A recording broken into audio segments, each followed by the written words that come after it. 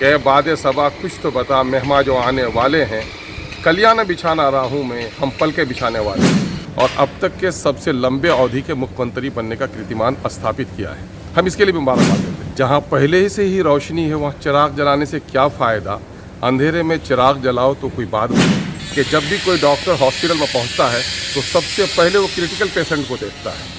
माँ अपने बच्चों से प्रेम करती है, लेकिन जो बीमार बच्चा होता है उसके सर पर हाथ रखती है। हमारी हथेली, नाक और रुखसारों को भी छूती है, लेकिन पैर में ज़ख्म हो तो दौड़कर वहाँ चली जाती है। कलियां न बिछाना राहों में हम दिल को बिछाने वाले हैं, ये कह रहे हैं ऑल इंडिया मजलिस इत्तेहादुल मुस्लिमीन के प्रदेश अध्यक्ष और अमौर के जो विधायक हैं अख्तरुल ईमान। ये कहा इसलिए जा रहा है इसलिए कि मुख्यमंत्री नीतीश कुमार समाधान यात्रा के दौरान पूर्णिया पहुंचे हैं और उन्होंने मुख्यमंत्री नीतीश कुमार का स्वागत करते हुए कहा है कि यकीनन आप एक इतिहास रच चुके हैं। बिहार के विकास के लिए आपने जो काम किया है उसकी हम सराहना करते हैं। लेकिन साथ ही साथ उन्होंने एक तरह से खूबसूरत अंदाज में कटाक्ष किया मुख्यमंत्री नीतीश कुमार को।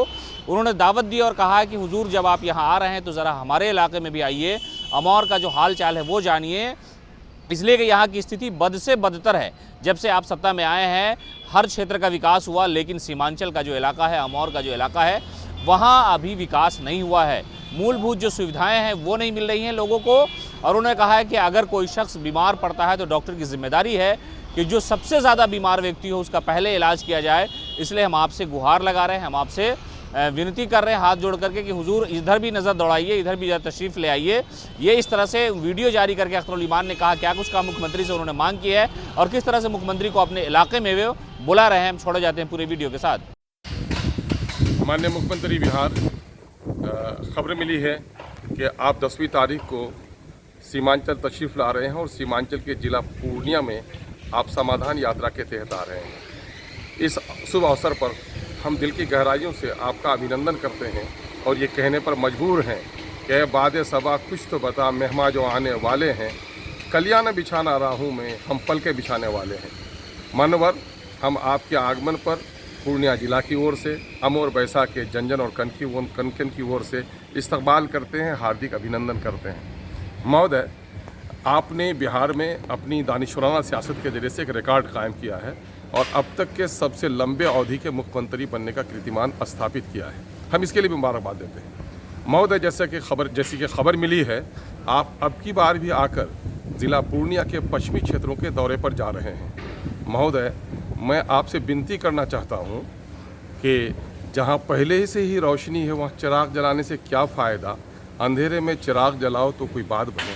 अगर उस क्षेत्र में समस्याओं से घिरा हुआ कोई क्षेत्र है पूर्णिया में तो वो अमौर, बैसा और बायसी का क्षेत्र है। महोदय, वहाँ के विस्थापित लोग, वहाँ की कटती हुई बस्तियाँ, वहाँ के लटकते हुए रसेली और खाड़ी के पुल और वहाँ के परेशान हाल लोगों को बड़ी आशा है आपसे कि काश आप वहाँ का दौरा करते तो शायद उन लोगों के भाग में, उस सरजमीन के भाग में एक इनकलाब पैदा होता।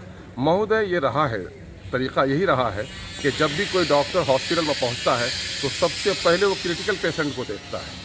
माँ अपने बच्चों से प्रेम करती है, लेकिन जो बीमार बच्चा होता है उसके सर पर हाथ रखती है। हमारी हथेली, नाक और रुखसारों को भी छूती है, लेकिन पैर में ज़ख्म हो तो दौड़कर वहाँ चली जाती है। आपसे विनती है कि आप अमौर बैसा आने का कोई न कोई रास्ता बनाइए।